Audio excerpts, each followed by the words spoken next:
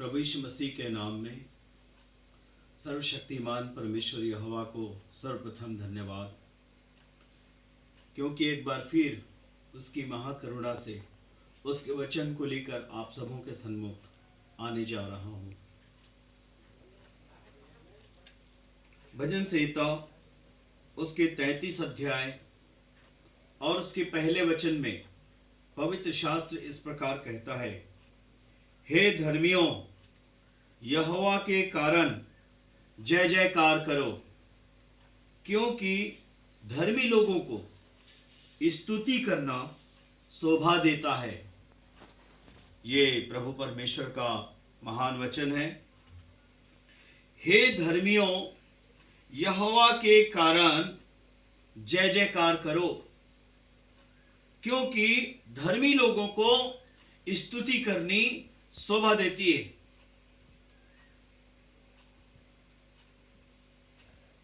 पवित्र शास्त्र बाइबल जब ये कहती है कि पूरी मानव जाति पापी है, जैसे कि भजन संहिता 53 अध्याय उसके 2 और 3 वचन में पवित्र शास्त्र बाइबल ये कहती है, परमेश्वर ने स्वर्ग पर से मनुष्यों के ऊपर दृष्टि की ताकि देखे कि कोई बुद्धि से चलने वाला या परमेश्वर को पूछने वाला है कि नहीं। वे सब के सब भटक गए, सब के सब एक साथ बिगड़ गए, कोई सुकर्मी नहीं, एक भी नहीं। और रोमियो के पत्री 3 अध्याय उसके 23 वचन में पवित्र शास्त्र बाइबल ये भी कहती है, इसलिए कि सबने पाप किया और परमेश्वर की महिमा से रहित हो गए। रोमियो के पत्री 5 अध्याय उसके 12 वचन में प्रभु का वचन ये भी कहता है, इसलिए जैसा एक मनुष्य के द्वारा पाप जगत में आया और पाप के द्वारा मृत्यु आई, और इस रीति से मृत्यु सब मनुष्यों में फैल गई, क्योंकि सबने पाप किया।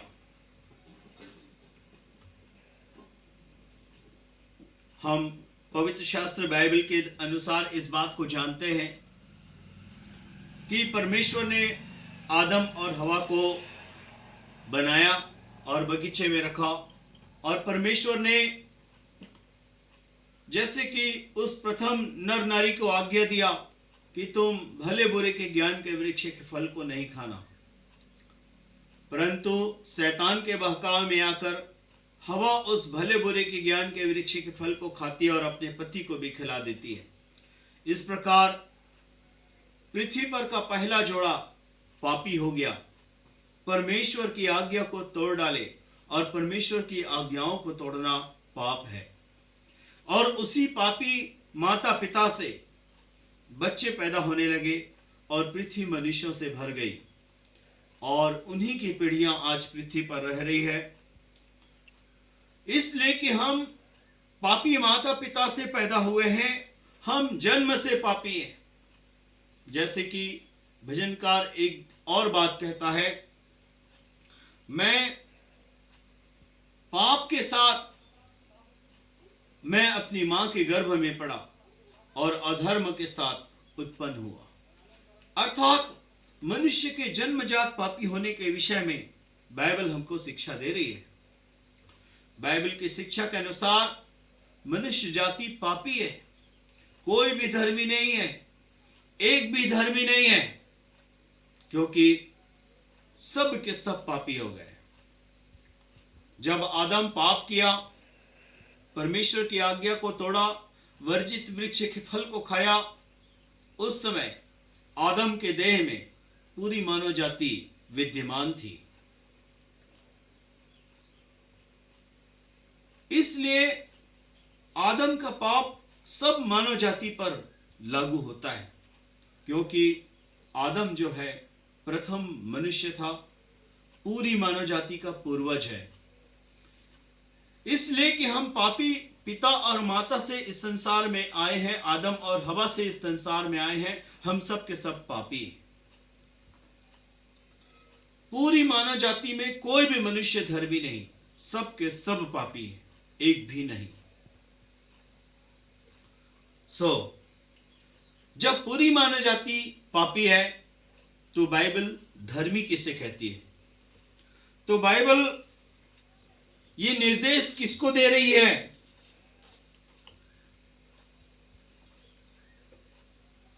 हे धर्मियों, यहोवा के कारण जय जयकार करो, क्योंकि धर्मी लोगों को स्तुति करनी शोभा देती है।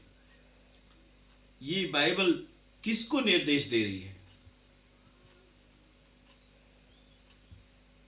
तो पवित्र शास्त्र बाइबल में हम देखते हैं कि धर्मी कौन है। रोमियो के पत्री उसके 10 अध्याय उसके 10 वचन में लिखा है, धार्मिकता के लिए मन से विश्वास किया जाता है। धार्मिकता के लिए मन से विश्वास किया जाता है। जिसके मन में विश्वास है वो व्यक्ति धर्मी है। यदि हम विश्वास रखते हैं कि केवल यहोवा परमेश्वर ही परमेश्वर है, अनादि से अनंत काल तक में केवल एक ही परमेश्वर है, उसका नाम है यहोवा, जिसने आकाश, पृथ्वी, समुद्र और जो कुछ इनमें है सबको बनाया। उसने यीशु मसीह के स्वरूप और समानता में मनुष्य को भी एक नर एक नारी करके बनाया और आशीष दिया, फूलो फलो पृथ्वी में भर जाओ। यदि हम उस एक परमेश्वर पर विश्वास करते हैं कि वो स्वर्गों का भी प्रभु है, वो पृथ्वी के नीचे के लोगों का भी प्रभु है, केवल वही परमेश्वर है, सृष्टिकर्ता और स्वामी है, उसका नाम यहोवा है। उसके सिवाय और कोई परमेश्वर न था, न है, न होगा। यदि हम एक परमेश्वर पर विश्वास रखते हैं, यदि हम विश्वास रखते हैं कि केवल यीशु मसीह उस परमेश्वर का रूप और उत्तराधिकारी है और केवल यीशु मसीह अनादिकाल से सदैव रूप में परमेश्वर के साथ है और परमेश्वर यहोवा ने अपने इकलौते रूप यीशु को इस संसार में पवित्र जन्म के द्वारा भेजा। पवित्र और धर्मी जीवन जीने के बाद भी पूरी मानव जाति को धर्मी ठहराने के लिए यीशु मसीह को परमेश्वर ने पापी ठहरने दिया। जैसा कि पवित्र शास्त्र बाइबल में हम सब जानते हैं कि यीशु मसीह के साथ 2 डाकू क्रूस पर चढ़ाए गए थे। यीशु मसीह की गिनती अपराधियों के संग हुआ। रोमन साम्राज्य के राज्यपाल पिलातुस ने जब अपने सम्राट को, जो रोम में राज्य करता था, जब उसने रिपोर्ट भेजी तो क्या लिखा? हमने आज 3 अपराधियों को क्रूस पर मौत की सजा सुनाई है। यीशु मसीह निष्पाप पैदा हुआ था, यीशु मसीह निष्पाप जीवन जिया था, फिर भी उसे पापी गिना गया। यीशु मसीह को दोषी ठहराया गया, अपराधी ठहराया गया। प्रभु यीशु मसीह धर्मी होने पर भी दोषी गिना गया, अपराधी गिना गया, पापी गिना गया। यद्यपि वो पापी नहीं था। पापी न होते हुए, एकमात्र परम धर्मी होते हुए यीशु मसीह पापी गिना गया कि यीशु मसीह पर विश्वास करने वाले धर्मी ठहरे। मेरे और आपकी, आदम और उसके सारे बच्चों की, अर्थात पूरी मानव जाति के धर्मी ठहरने की कीमत यीशु ने चुका दिया। हालेलुया। जिस मनुष्य का यह विश्वास हो कि यीशु मसीह मुझे धर्मी ठहराने के लिए पापी ठहरा और कुकर्मी की नाई क्रूस का दंड सहा, जिस व्यक्ति का यह विश्वास है वो व्यक्ति धर्मी है। यदि हम यीशु मसीह पर विश्वास रखते हैं कि केवल यीशु मसीह परमेश्वर के इकलौता रूप है, उत्तराधिकारी है, केवल यीशु मसीह सदैव रूप में परमेश्वर के साथ अनादिकाल से है और वो पवित्र जन्म के द्वारा इस संसार में आया, पवित्र और धर्मी जीवन जिया, फिर भी मेरे बदले पापी ठहरा कि मैं उसके बदले धर्मी ठहरा। यदि हम ये विश्वास करते हैं तो हम धर्मी हैं। धर्मी ठहरने के लिए मन से विश्वास किया जाता है। यीशु मसीह क्रूस पर मरा, गाड़ा गया और तीसरे दिन सदा के लिए जी उठा। आज यीशु मसीह अपने लहू को लिए हुए पिता परमेश्वर की दाहिनी ओर स्वर्ग में बैठा है और हमारे लिए विनती करते रहता है, प्रार्थना करते रहता है, महायाजकी प्रार्थना करते रहता है कि उसके लहू और प्रार्थना के द्वारा हम निरंतर धर्मी ठहरते रहें। जिस व्यक्ति का यीशु मसीह पर विश्वास है वो व्यक्ति धर्मी है। दूसरा, रोमियो के पत्री उसके 6 अध्याय उसके 16 वचन में लिखा है, आज्ञाकारिता का अंत धार्मिकता है। आज्ञाकारिता का अंत धार्मिकता है। धर्मी को स्तुति करनी शोभा देती है। धर्मी को आज्ञा मानना शोभा देती है। धर्मी को परमेश्वर का भय मानना शोभा देती है। धर्मी को परमेश्वर पर भरोसा रखना शोभा देता है। धर्मी को परमेश्वर की आराधना करना शोभा देता है। परमेश्वर की, यीशु की पवित्र शास्त्र का प्रचार करना, गवाही देना शोभा देता है। धर्मी को पाप करना शोभा नहीं देगा। परमेश्वर को कोसना शोभा नहीं देगा। धर्मी को कोई भी गलत कार्य करते हुए देखा जाना शोभा नहीं देगा। उसे कोई देखे या ना देखे, धर्मी कोई भी अधर्म का जीवन जिए ये शोभा नहीं देता। धर्मी को आज्ञा इसलिए माननी है क्योंकि वो धर्मी ठहराया गया है। धर्मी ठहरने के लिए उसे बाइबल पढ़ने की जरूरत नहीं है। धर्मी ठहरने के लिए उसे प्रार्थना का जीवन जीने की जरूरत नहीं है। धर्मी ठहरने के लिए उसे उपवास रखने की जरूरत नहीं है। भेंट देने, गवाही देने की जरूरत नहीं है। चर्च आने की जरूरत नहीं है। धर्मी ठहरने के लिए उसे कोई भी धर्म का काम करने की जरूरत नहीं है। हमें धर्मी ठहराने के लिए यीशु पापी ठहरा कि उसके पापी ठहरने से हम धर्मी ठहर जाएं। हमारे धर्मी ठहराए जाने की कीमत यीशु ने चुका दिया है। हमें इसलिए बाइबल पढ़नी है, हमें इसलिए प्रार्थनाएं करनी है, इसलिए हमें उपवास इसलिए हमें करते रहना है, हमें इसलिए भेंटें देनी है, इसलिए हमें चर्च आना है, इसलिए हमें परमेश्वर का भय मानना है, इसलिए परमेश्वर पर भरोसा रखना है, इसलिए हमें धार्मिकताओं की जिंदगी को जीने का पूरा प्रयास करना है क्योंकि हम धर्मी ठहराए गए हैं। हम धार्मिकता का जीवन जीने का प्रयासरत हमें दिखाई देना शोभा देता है। हालेलुया। तीसरी बात, परमेश्वर की दया पर भरोसा रखना। परमेश्वर की दया पर भरोसा रखना। जो व्यक्ति परमेश्वर की दया पर भरोसा रखता है वो व्यक्ति धर्मी है। चाहे मैं कितनों उपवास रखूं, चाहे कितनों मैं बाइबल पढ़ूं, चाहे मैं कितनों प्रार्थनाएं करूं, चाहे मैं कितनों उपदेशों को दूं, चाहे मैं कितनों सेवाएं करूं, कितनों धर्म के काम करूं, तो भी मैं धर्मी नहीं ठहर सकता। हे परमेश्वर, तेरी दया के बगैर। हमें जीवन भर इस बात को याद रखना है। हमें जीवन भर इस बात को याद रखना है कि परमेश्वर के दया के बगैर मैं धर्मी नहीं हूं। जिस व्यक्ति को परमेश्वर की दया पर भरोसा है, जिस व्यक्ति को परमेश्वर की करुणा पर भरोसा है, वो व्यक्ति परमेश्वर की दृष्टि में धर्मी है। यद्यपि उसे धार्मिकता का पूरा जीवन जीने का प्रयास करना है। हम सबको इस बात को याद रखना है, मैं चाहे कितनों बाइबल पढ़ूं, चाहे कितनों प्रार्थनाएं करूं, चाहे कितनों उपवास रखूं, चाहे कितनों धर्म के काम करूं, कितनों पापों से दूर रहूं, कितनों आज्ञाएं मानूं, फिर भी मेरी धार्मिकता में कमी है। परमेश्वर की दया के बगैर मेरी धार्मिकता पूर्ण नहीं हो सकती। परमेश्वर की दया के बगैर मेरी धार्मिकता पूर्ण नहीं हो सकती। जिस व्यक्ति को परमेश्वर की दया पर भरोसा हो वो व्यक्ति धर्मी ठहरेगा। पवित्र शास्त्र बाइबल में लूका 18 अध्याय उसके 9 वचन से 14 वचन के बीच में एक घटना मिलता है। दो व्यक्ति परमेश्वर के सामने जाते हैं। एक फरीसी था और एक चुंगी लेने वाला था। फरीसी ने स्वर्ग की ओर अपनी आंखें उठाई और परमेश्वर से कहा, हे परमेश्वर, मैं इस चुंगी लेने वाले के समान नहीं हूं।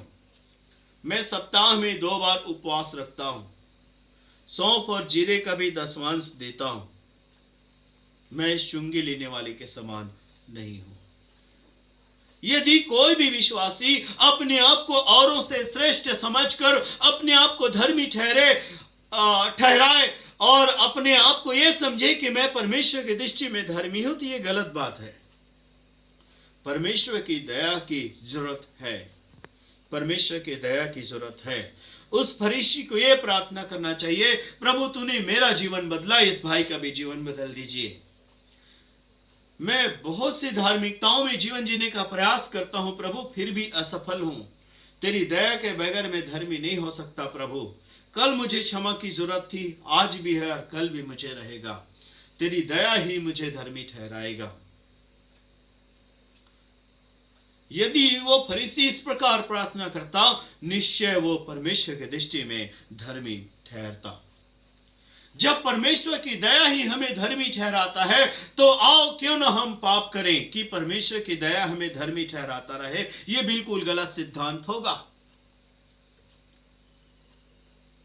पहला यूहन्ना उसके पहला अध्याय उसके 7वें वचन में लिखा है, यदि हम ज्योति में चलते रहें तो हम परमेश्वर की सहभागिता रखते हैं, तो यीशु का लहू हमें सब पापों से शुद्ध करता रहेगा।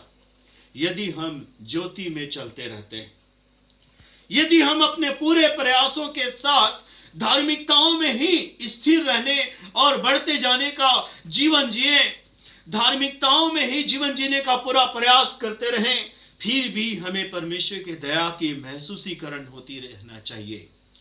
परमेश्वर की दया की कमी हमें महसूस होनी चाहिए। हमें महसूस होनी चाहिए मेरे जीवन में परमेश्वर की दया की जरूरत है, और परमेश्वर की दया हमें धर्मी ठहराएगी। 3 बातें। जिस व्यक्ति को यीशु मसीह पर विश्वास है, जो व्यक्ति धार्मिकता के जीवन को जीने में पूर्ण रीति से प्रयासरत है, और जिस व्यक्ति को परमेश्वर की दया पर भरोसा है, वो व्यक्ति परमेश्वर की दृष्टि में धर्मी है। और ऐसे व्यक्ति को परमेश्वर का वचन आज्ञा देता है, हे धर्मियों, यहोवा के कारण जय जयकार करो, क्योंकि धर्मी लोगों को स्तुति करना शोभा देता है। परमेश्वर हम सबको बड़ी आशीष दे। आज्ञा करें।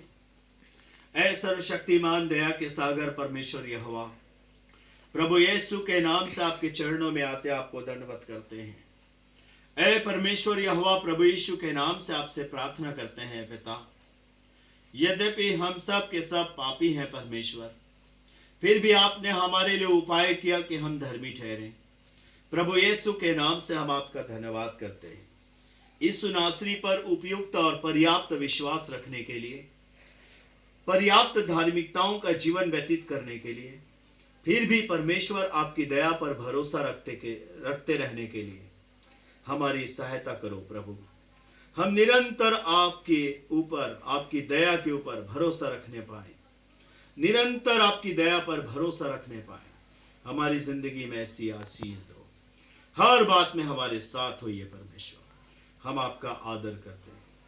हे पिता, इस राज्य में, इस देश में, इस जगत में जितने लोग इस वीडियो को सुने, देखें, स्वर्ग से आशीष दीजिए, धार्मिकता की आत्मा प्रदान कर अनुग्रह करिए प्रभु। सुसमाचार भवन की कलीसिया को बड़ी आशीष दे, इसके सब सदस्यों शरणार्थियों को आशीष दे। हमारे जीवन में, परिवार में आशीष दीजिए। हमारे स्पॉन्सर्स को, वर्कर्स को ब्लेसिंग्स दीजिए। सब बातों में हम आपको आदर देते हैं प्रभु यीशु के नाम में, आमीन।